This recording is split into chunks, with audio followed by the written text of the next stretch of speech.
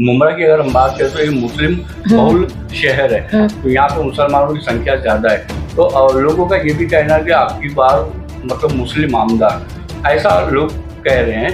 तो आपको नहीं लगता कि हो सकता है कि मतलब नजीमुल्लाह साहब आपकी बार विन कर जावे? आपको ऐसा लगता है? नहीं, देखिए, ये कुछ चंद लोग बोल रहे हैं, आम वोटर्स नहीं बोला है कि है ना मुझे मैंने मुस्लिम ही आमदार चाहिए।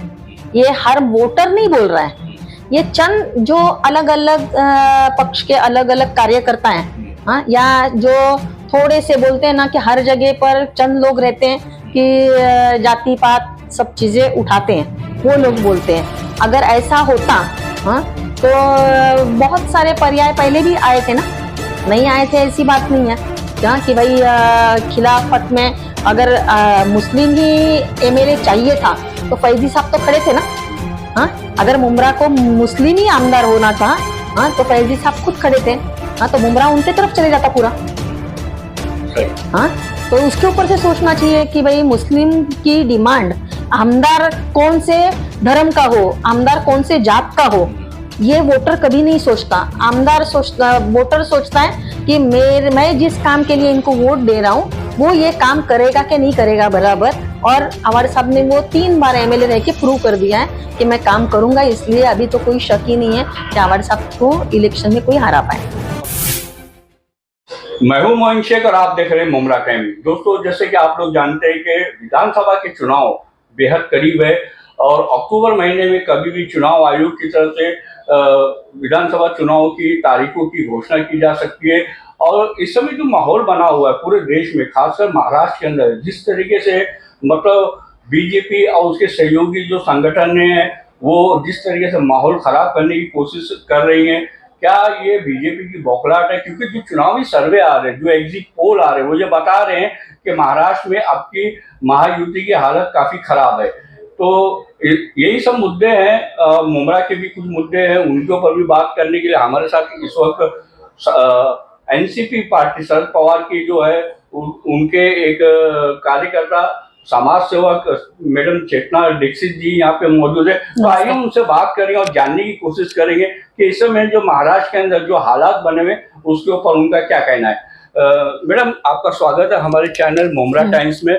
मेरा सबसे पहले सवाल ये रहेगा आपसे कि आप भी अच्छी तरीके से जानते हैं कि विधानसभा का चुनाव एकदम सर के ऊपर है और ऐसे में जिस तरीके से महाराष्ट्र के अंदर जिस तरीके से दंगा कराने की साजिशें रची जा रही है, दो समुदाय के बीच में जो नफरत फैलाई जा रही है, तो क्या ये बीजेपी की बौखलाहट है? ये चुनावी सर्वे आ रहे वो जो बता रहे कि महायुति की हालत काफी खराब है, क्या जानबूझ के दंगे कराने की साजिशें रची जा रही है? हाँ, ये तो एकदम क्लियर कट ओपन सीक्रेट है कि ये सब समझी बुझी सरकार की साजिश है, क्योंकि हमारे यहाँ पर बीजेपी की महायुति की सत्ता है और सेंटर में भी बीजेपी की सत्ता है। तो जिस तरह से मैंने माहौल दिख रहा है, इस माहौल के अंदर इसका जीता जागता उदाहरण आप देख सकते हैं कि भिवंडी में दंगा न होने दे की सजा डीएसपी को क्या मिली और उनका तबादला कर दिया गया, क्योंकि उन्होंने दंगे रोकने की कोशिश की। यानी कि अगर दंगा हो जाता तो वो यहीं रहते और दंगा रोकने के लिए उन्होंने कोशिश की तो उनका तबादला कर दिया गया। तो इससे जो सरकार के मंसूबे हैं ये क्लियर कट दिखाई दे रहे हैं कि वो हमारे माने इसके अंदर राज्य के अंदर दंगे फैलाकर दहशत का माहौल पैदा करना चाह रहे हैं। और मैंने इसके पीछे उनका क्या मकसद है? उनका मकसद यही कि कैसे भी बाय हुक और बाय क्रुक, जिसको बोलते साम दाम दंड भेद, हाँ, एक माहौल तैयार करना कि भाई प्यार से नहीं मानोगे तो डरा धमका कर, हाँ, लेकिन हम ही बनना चाहिए। तो ये एक डर का माहौल, क्योंकि जनता जो होती है ये कमजोर होती है ऐसा उनको लगता है, लेकिन उनको नहीं मालूम कि जनता भले दिखने में कमजोर दिखे क्योंकि आपके पास सत्ता है, लेकिन जनता के हाथ में एक वोट का अधिकार है। वो वोट उनको डरा रहा है, उनको बौखलाहट उस वोट की है कि भाई ये हमारे इसमें नहीं पक्ष में नहीं आएगा तो हमारी सत्ता चली जाएगी। इसलिए ये उनका एक मंसूबा है कि किसी तरह से इलेक्शन टलता जाए, लंबे पे पड़ जाए। इसलिए ये बौखलाहट है कि भाई ये कैसे भी ऐसा राज्य का माहौल खराब कर दिया जाए, हाँ, कि अभी जो तुरंत इलेक्शन लगे है सर पे, इसका टाल कर थोड़ा लंबा कर दिया जाए। और मैडम क्या कहना चाहोगे, पिछले दिनों जिस तरीके से बीजेपी के एक एमएलए नीतीश राणे, उन्होंने जिस तरीके से मुसलमानों को लेके एक अपशब्द का मस्जिद में घुस के मारने की बात कही है, उसकी वजह से भी माहौल काफी गरमाया हुआ है इस वक्त। जी बिल्कुल। उस बारे में, और दूसरा ये जो बदलापुर का जो आरोपी था, जिसे दो मासूम बच्चों के साथ में मतलब बदसलूकी की थी, उसका जो अभी हाल ही में इनकाउंटर हुआ, वो भी हमारे मुमरा शहर में, ये दोनों ही घटनाओं को आप कैसे देखती हैं? नहीं, रहा सवाल नीतीश राणे ने जो वक्तव्य किया था, वो एक इंसानियत वाला वक्तव्य नहीं है। और हमारे भारत देश जो सेक्युलर देश है, इस देश के अंदर तो वो बिल्कुल सूट नहीं करता है। खास करके वो भी एक आमदार हैं और एक माजी मुख्यमंत्री, और अभी लेटेस्ट कैबिनेट मंत्री के अंदर उनके पिताजी हैं, तो हाँ, तो केंद्र में, तो ऐसे इंसान के बेटे ने, या खुद एक आमदार होते हुए महाराष्ट्र का माहौल खराब हो, उनके भी मुसलमान वोट है ना। नीतीश राणे जो आमदार हैं, तो उनको भी तो कोई ना कोई मुसलमान लोगों ने वोट दिए होंगे। तो सबसे पहले हमारा जो भारत देश का संविधान है, ये नहीं सिखाता हमको कि किसी के भी धार्मिक भावनाओं को दुखाया जाए, और हम सेक्युलर लोग हैं, तो हमारे देश के संविधान को जो बातें सूट नहीं होती हैं, और हमारे इंसानियत को भी वो बातें सूट नहीं होती है, तो मेरे हिसाब से ये बहुत ही निंदनीय बात उन्होंने कही है। वो इस वक्तव्य के वजह से लोक प्रतिनिधि कहलाने के हिसाब की ही व्यक्ति नहीं है। मोइन भाई, आपने और एक सवाल पूछा था जिसका जवाब देना रह गया। हाँ। कि आपने जो अक्षय शिंदे के एनकाउंटर के बारे में बात कही। हाँ। कि भाई आप क्या फील करती हैं, ऐसा आपने पूछा था। तो मैं यही कहूंगी कि अक्षय शिंदे जो है, इसने इतना गलत काम किया था कि उसको सजा मिलना तो बहुत जरूरी था। और आपने देखा है कि जब उसको अरेस्ट, उसके ऊपर पहले एफआईआर नहीं हो रहा था, स्कूल प्रशासन आशा एफआईआर नहीं होने दे रहा था, बाकी का सब कितना आंदोलन हुआ उसके ऊपर, सब चीजें हुई, और उसके बाद में एफआईआर दर्ज हुई और उसको पकड़ा गया और उसको कोर्ट में पेश किया गया, बाद में उसको तलोजा जेल भेजा गया।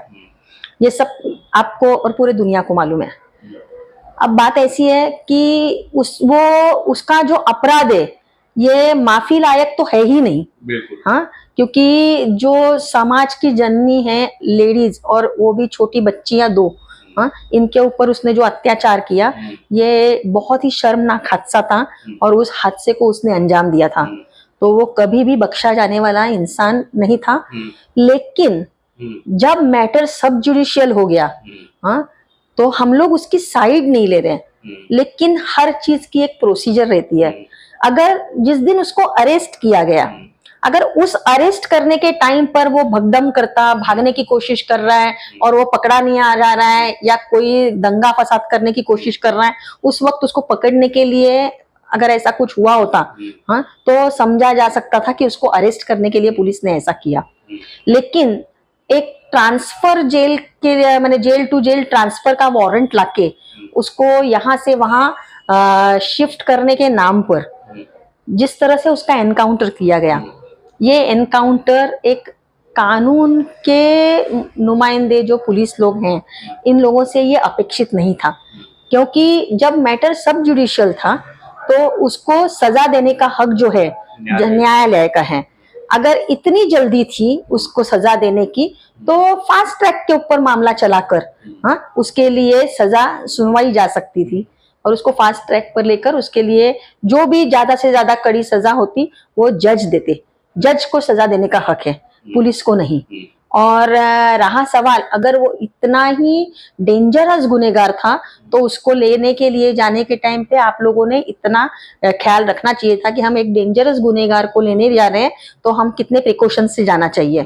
हाँ, आप लोगों ने किस तरह से उसको हैंडल किया, किस तरह से लेके आए, कैसे सब कुछ गाड़ी के अंदर हो गया, ये इसका तो एक जांच होनी चाहिए। अभी तो ये आवाजें भी उठने लगी है इस इनकाउंटर को लेके कि ये इनकाउंटर नहीं, ये हत्या की है, पुलिस द्वारा ये हत्या की गई। तो वही कि एनकाउंटर है या हत्या है, इसके ऊपर तो जांच होना जरूरी है।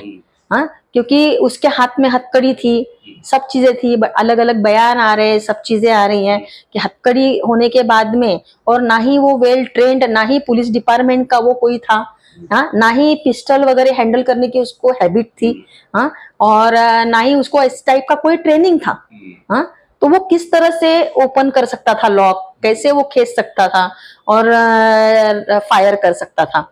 और पुलिस को कायदे कानून से भी, अगर कोई मुजरिम भाग रहा है तो उसके सिर्फ पैर पे गोली चलाने का हक है कि वो भागे नहीं, सर पे, हाँ, सर पे या और किसी वाइटल ऑर्गन पे गोली चलाकर उसको माने इंजोर करने का हक ये नहीं है, क्योंकि अदालत भी इस बात को ये नहीं करती है। क्योंकि आप देखो, अगर किसी को अरेस्ट होती है तो खुद जब जज के सामने उस अपराधी को हाजिर किया जाता है तो जज पूछते हैं कि आपको पुलिस ने मारा क्या, ये भी सवाल पूछते हैं। तो ऐसे टाइम पर आप समझ सकते हो कि उसको कोई हक नहीं है पुलिसों को उसको मारने का। सेकेंडली, सिर्फ आत्मसंरक्षण के लिए किया गया, तो लेकिन आत्मसंरक्षण के लिए किया गया और उसके ऊपर गोली चलाई गई। अगर पुलिस चाहती कि इसको सजा कोर्ट से हो, तो जिस जगह पे वो मैंने हादसा हुआ उस जगह मेडफोर्ड हॉस्पिटल था, जीएचसी हॉस्पिटल था, प्राइम हॉस्पिटल था, हाँ, वहां पर बिलाल हॉस्पिटल था। तो इमरजेंसी में ज्यादा खून न बह जाए इसलिए उन आजू बाजू के हॉस्पिटल्स की भी हेल्प ले सकते थे, हाँ, वहां से कलवा तक जाने की जरूरत नहीं थी, हाँ। तो ऐसे टाइम पर यानी इसका मतलब यह है कि आप लोगों ने जानबूझकर किया सब चीजें, हाँ, कि ये सब मैंने जिसको बोलते हैं कि डाउट क्रिएट होने वाली चीजें हैं, इसीलिए डाउट क्रिएट हो रहा है कि ये एनकाउंटर नहीं है, ये हत्या है, हाँ। तो कभी भी मैं इस पक्ष में नहीं हूं कि वो लड़के को क्यों मारा, हाँ, मैंने उसके साथ अच्छा हुआ, ये मैंने पुलिस ने अच्छा किया, मैं ये कभी नहीं बोलूंगी, हाँ। मैं ये बोलूंगी कि उल्टा उसने तो गलत किया ही किया, लेकिन जो अधिकार पुलिस को नहीं थे वो अधिकार उन्होंने किए, हाँ, यूज किए, हाँ। तो ये बहुत ही मैंने गृह मंत्री ने सोचना चाहिए इसके ऊपर, हाँ, कि इस तरह से जब उनके डिपार्टमेंट के लोग सेल्फ डिसीजन लेकर क्या क्या कर रहे हैं, तो मुझे नहीं लगता कि एक उस ऑफिसर ने जिसने एनकाउंटर किया, हाँ, उसका ये सेल्फ डिसीजन होगा, हाँ, क्योंकि उसके ऊपर किसी ने तो उनको आदेश दिया होगा। तो गृह मंत्री और ये सब लोगों की इसके अंदर जांच होना जरूरी है। अच्छा चेतना मैडम, मैं आपसे ये भी जानना चाहूंगा कि आप एनसीपी पार्टी में कितने सालों से मतलब काम कर रही हैं? कितना साल हो गया पार्टी से जुड़ के? देखिए, मेरे डैडी मम्मी कांग्रेस से जुड़े हुए थे और घर में बचपन से मैंने कांग्रेस का माहौल देखा है, लेकिन जैसे जैसे मैं समाज सेवा करती गई और एनसीपी पार्टी बनी, और उसके बाद हमारे सिटिंग एमएलए जो हैं यहाँ के, इनका काम देखते चली गई। तो मैं जब से आवाड़ साहब यहाँ पर आए हुए हैं एमएलए बन के, और उनका काम करने का जज्बा जिस तरह से देखा है, और मुझे मेरे हर सोशल काम को जब मैं लेकर गई जो जनहित में थे, उनको सबको सक्सेस कराने में जैसे ही आवाड़ साहब ने मुझे सपोर्ट किया और मेरे हर काम को उन्होंने सक्सेस किया, तब से मैं कंटिन्यू होते चली गई। जब से आवाड़ साहब एमएलए हैं यहाँ के, तब से मैं एनसीपी में। आपका कहने का मतलब कि आवाड़ साहब जब से एमएलए बने 15 साल हो गए, उन्होंने काफी शहर में काम किया, और आपको याद होगा कि जब वो पहली बार चुन के आए थे तो शहर में हर कई जगहों पे उनका एक स्लोगन लिखा हुआ था, सोच बदलो मुमरा बदलेगा। तो मेरा आपसे मैडम ये सवाल है कि 15 साल हो गया आवाड़ साहब को यहाँ का एमएलए बन के, तो ये जो सोच बदलो मुमरा बदलेगा, तो इन 15 सालों के अंदर मगर मैं अगर आपसे पूछूं कितना बदला मुमरा, तो आप क्या कहना चाहेंगे? देखिए, यहाँ के लोगों की सोच भी बदली और मुमरा भी बदला है। सोच इसलिए बदली क्योंकि वो सेक्युलरिज्म को देख रहे थे आवाड़ साहब की नजर से, और जिस तरह से सेक्युलरिज्म को यहाँ पर मैंने सपोर्ट किया है साहब ने, और यहाँ के जनता की जो जो तकलीफें थी उसको सपोर्ट किया है। और डेवलपमेंट तो देख ही रहे हैं कि भाई अगर सोच सही मायने में नहीं होती तो पहले जैसे किसी को भी वोट दे देते थे, उस तरह से वोट देकर किसी को भी चुन के लाते। लेकिन सोच ऑफ कोर्स बदली है कि डेवलपमेंट को वोट देना चाहिए, एक माने जनता के हित का विचार करने वाले। और मेन सबसे बड़ी बात कि आवाड़ साहब जिस तरह से जनसंपर्क में है, उस जनसंपर्क का, लोक प्रतिनिधि की व्याख्या ही ये है कि वो लोगों का प्रतिनिधि है, तो वो लोगों के संपर्क में रहे। हाँ, तो लोगों के संपर्क में रहने वाले प्रतिनिधि को ही वोट देना चाहिए, इस तरह से ही सोच बदली है। अच्छा मैडम, मेरा ये भी सवाल रहेगा कि आप अपने वार्ड के अंदर काफ़ी सक्रिय रहती हैं, समाज हित में काम करने के लिए बढ़ चढ़ के मतलब आगे आती हैं। तो अभी जो विधानसभा चुनाव के बाद महानगर पालिका के जो चुनाव होंगे, तो उसमें क्या आप भी एक कैंडिडेट के तौर पर उतर सकती हैं मैदान में? ऑफ कोर्स, मैं तो जब काम कर रही हूँ, लोगों का काम कर रही हूँ, लोगों के काम करने के लिए एक हाथ में सत्ता होना जरूरी है, क्योंकि कुछ काम जो हैं ये सत्ता में रह के किए जाते हैं। तो जो भी मैं जिस तरह से मेरी समाज सेवा चल रही है और लोगों के जिस तरह से मैं काम कर रही हूँ महानगर पालिका के लेवल पर, और बाकी सब मैंने जो भी उनके प्रॉब्लम्स होते हैं उनको सॉल्व करने की कोशिशें कर रही हूँ, उसके लिए एक सत्ता हाथ में कुछ आना जरूरी होता ही है, कि उसके बगैर हम लोग अधूरे रहते हैं। इसलिए मैं इंटरेस्टेड हूँ इलेक्शन लड़ने में। और मैडम, आपको याद होगा कि हमारे चैनल मुमरा टाइम्स के अंदर अभी कुछ दिनों पहले जो मुस्लिम लीग की फारज शेख है, उनका एक इंटरव्यू मैंने किया था, जिसमें उन्होंने कहा था कि मुमरा कौसा की जो धोखादायक, अति धोखादायक जो इमारतें हैं, उसको म्हाडा रिपेयर बोर्ड से मतलब उन्होंने मतलब काम कराने की बात की थी, रिपेयर कराने की बात की थी। उसके ऊपर आपका क्या कहना है? देखिए, वो इंटरव्यू मैंने भी देखा था, और मैं इसके ऊपर आपको एक बात कहना चाहती हूँ कि म्हाडा रिपेयर बोर्ड जो है वो जो है ये गवर्नमेंट प्रॉपर्टीज को रिपेयर करता है, म्हाडा खुद के प्रॉपर्टी को रिपेयर करता है। और ऐसा कहीं पे भी नहीं है कि म्हाडा जो है, म्हाडा का रिपेयर बोर्ड धोखादायक, अति धोखादायक, इलीगल कंस्ट्रक्शंस या लीगल भी हो, हाँ, तो भी वो खुद जाके क्यों करेगा रिपेयर? जिनकी प्रॉपर्टी है वो खुद रिपेयर करते हैं। और अगर ऐसा कुछ होता कि म्हाडा रिपेयर बोर्ड अति धोखादायक और जो वेकेंट करके रिपेयर करना चाहिए, या कोई बिल्डिंग्स की कंडीशन ऐसी होती है कि वहां डिमोलिश करके रीडेवलपमेंट करना चाहिए, अगर ऐसे बिल्डिंगों के लिए म्हाडा रिपेयर बोर्ड होता तो महानगर पालिका खुद ही अपने धोखादायक, अति धोखादायक की लिस्ट भेज देती है ना म्हाडा रिपेयर बोर्ड को। लेकिन इलीगल कंस्ट्रक्शंस जो हैं, और भले लीगल कंस्ट्रक्शंस भी है लेकिन वो प्राइवेट प्रॉपर्टीज अगर हैं तो उनको म्हाडा रिपेयर बोर्ड रिपेयर नहीं करता है। ऐसा कहीं पे भी नहीं है। अगर ऐसा है तो जीआर मुझे भी बताइए कि कहाँ पर ऐसा जीआर है कि वो लीगल मैंने इलीगल मैंने जो इलीगल कंस्ट्रक्शंस जो हैं। आपका कहने का मतलब तो ये है कि फराज शेख जो है मुस्लिम लीग पार्टी की, वो लोगों के अंदर भ्रम फैला रही है। अभी देखो, आपको भी मालूम है कि वो खुद भी इच्छुक हैं एमएलए लड़ने के, हाँ, तो वो सोच रही है, क्योंकि अभी कैसा है मुमरा के, आपने देखा होगा जो एक लिस्ट आउट हुई थी महानगर पालिका की, उसमें नियर अबाउट 2000 बिल्डिंगे जो है ये धोखादायक, अति धोखादायक की लिस्ट आउट हुई थी।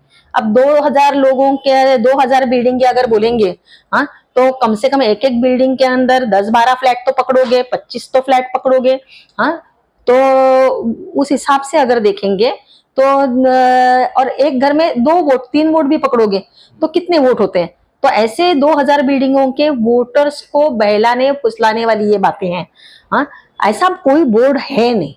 हाँ, अगर म्हाडा रिपेयर बोर्ड है भी तो वो खुद के प्रॉपर्टीज के लिए है, गवर्नमेंट के प्रॉपर्टीज के लिए है, हाँ, और वो उनके रिपेयर के लिए खर्चा करेगी।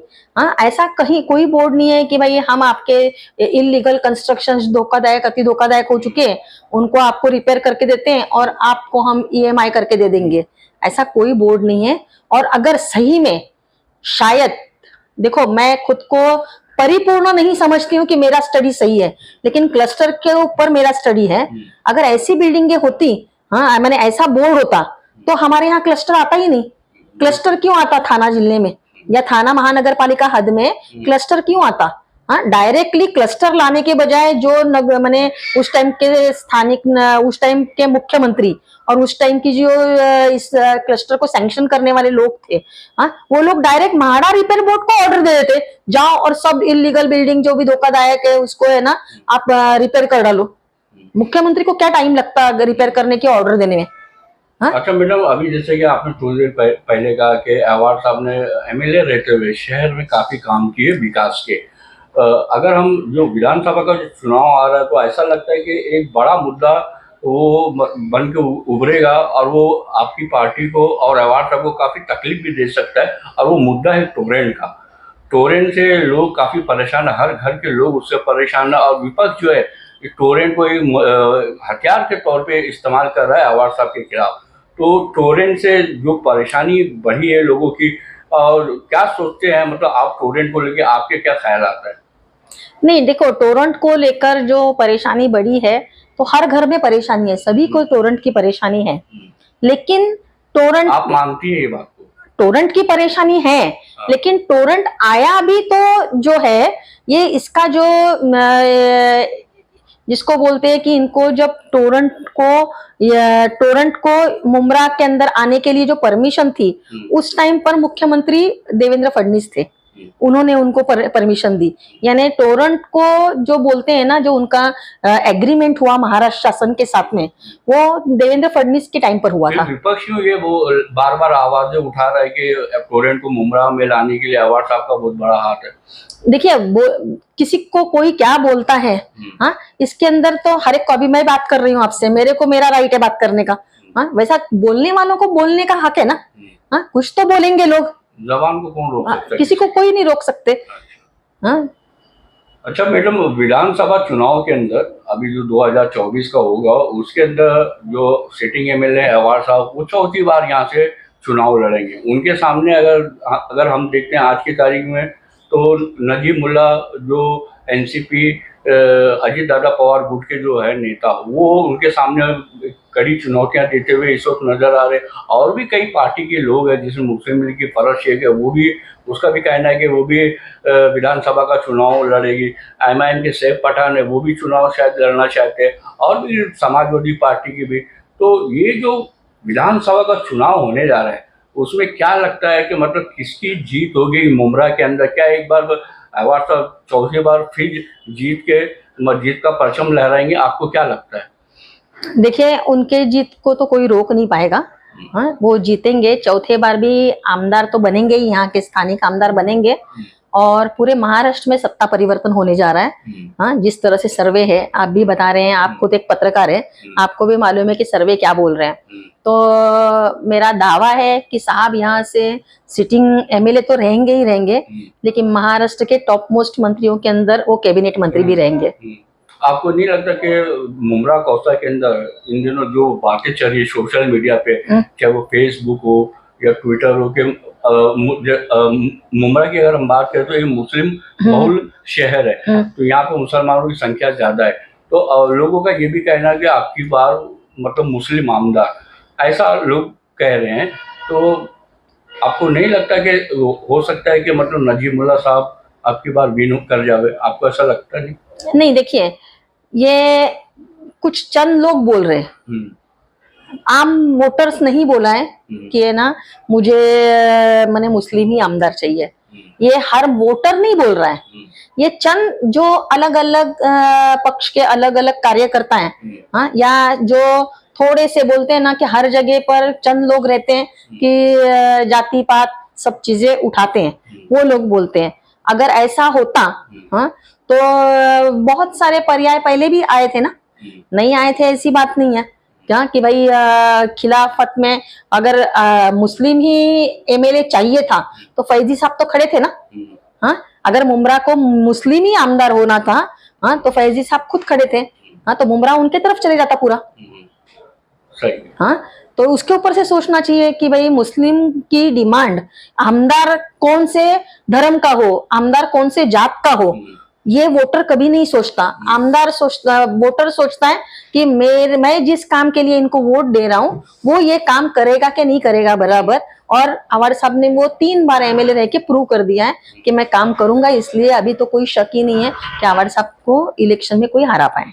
और आपको क्या लगता है कि ये जो विधानसभा का चुनाव होने जा रहा है, इसके क्या नतीजे आ सकते हैं? क्या महायुति का जो सरकार है वो एक बार फिर सत्ता में आ रही है, या फिर सत्ता परिवर्तन होने जा रहा है, महाविकास आघाड़ी की सरकार बनती हुई नजर आ रही है? क्या लग रहा है आपको?